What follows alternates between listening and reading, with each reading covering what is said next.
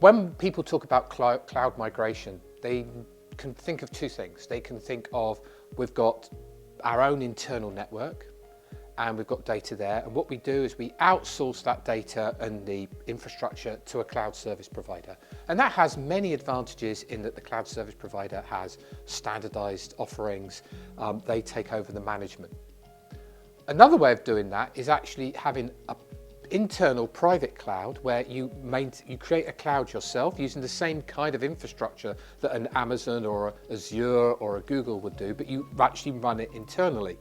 And the advantage there is that you're in control of the data, you're in control of the system.